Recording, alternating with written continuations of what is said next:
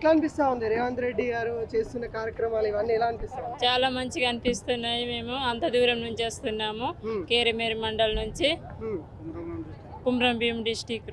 ఎట్లా మహిళా సంఘాలకి బస్సులకి ఓనర్లు చేస్తా ఉన్నారు కదా, ఈ పథకం ఎలా అనిపిస్తా ఉంది? మంచిగానే అనిపిస్తుంది.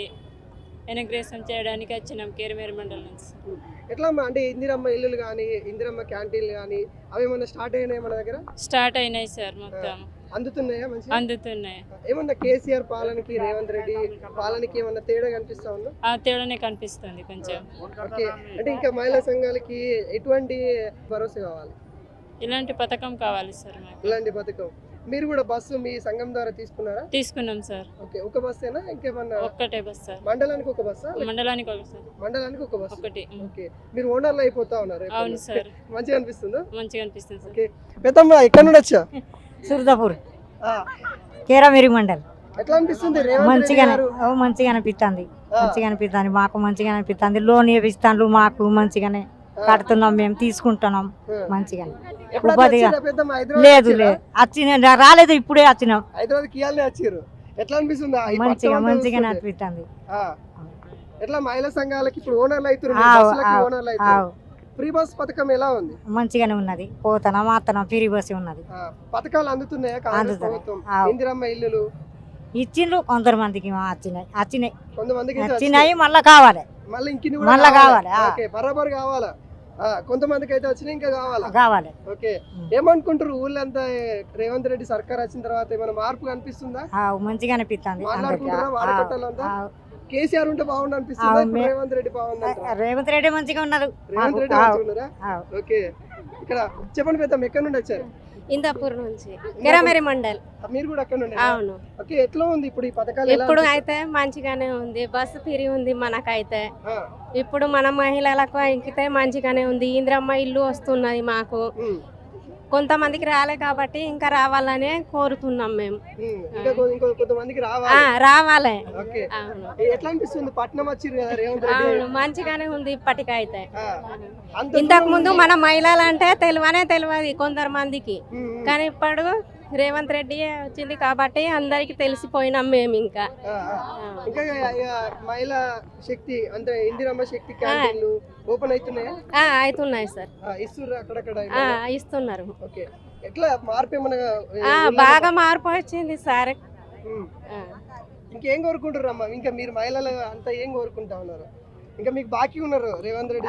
బాకీ ఉన్నారు, 2500 కావచ్చు, 2500 కావచ్చు. రావాలి మనకు ఇంద్రమ్మ ఇల్లు రావాలి. ఇంతకు ముందు ఏమేమో వచ్చింది కానీ మాట్లాడరాదు మాకు. కేసీఆర్ అప్పుడు ఎలా ఉండే? కేసీఆర్ గవర్నమెంట్ అప్పుడు మేము మతి లేకుండే సార్.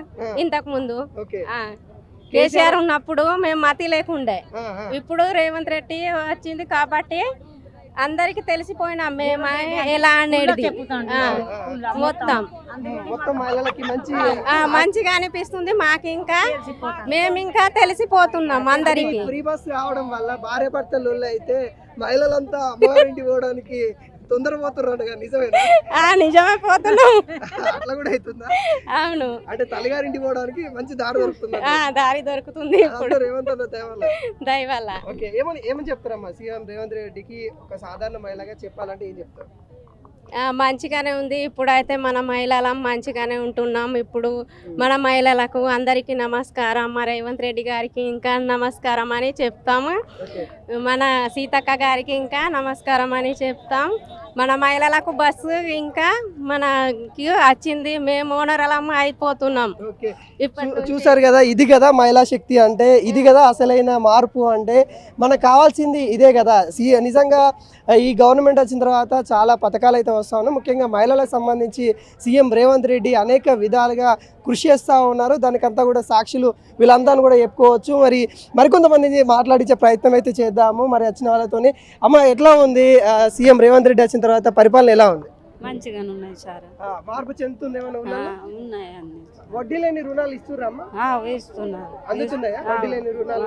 అందుతాయి. ఓకే, ఇప్పుడు మీరు బస్సులకి ఓనర్లు అయితే ఉన్నారు, ఎలా అనిపిస్తుంది? మంచిగా సార్. మంచిగా అనిపిస్తుందా? మంచిగా సార్. ఓకే, సో వాళ్ళ ఆనందం కూడా వాళ్ళ మాటల్లో వ్యక్తం అవుతా ఉంది. చాలా వరకు కూడా ఆనందం వ్యక్తం చేస్తూ ఉన్నారు. ఇటు రాష్ట్ర నలుమూలల నుండి కూడా ఈ సభకి హాజరు కావడానికి ఇక్కడికి వచ్చిన నేపథ్యం అయితే కనబడతా ఉంది. మనం చూస్తూ ఉన్నాం. వీళ్ళందరూ కూడా ఆ బస్సులో ఫ్రీ బస్సులో వెళ్ళడమే కాకుండా వీళ్ళందరినీ కూడా ఓనర్లు చేయాలనే ఉద్దేశంతో సీఎం రేవంత్ రెడ్డి కూడా ఒక కీలక మార్పు తీసుకొని వస్తూ ఉన్నారు. దాంట్లో భాగంగానే ఈరోజు 553 బస్సులని మరి ఇటు ఆర్టీసీకి ఒక అద్దెకి ఇవ్వడం అయితే జరుగుతూ ఉంది. ఆర్టీసీ ద్వారా ఆ బస్సులన్నీ కూడా నడిపించేసి దాంట్లో వచ్చిన ఏవైతే డబ్బులు ఉంటాయో ఆ డబ్బుల్ని ప్రభుత్వము మళ్ళీ మహిళలకి ఉపయోగపడే విధంగా చేయాలని కూడా చెప్తా ఉన్నారు.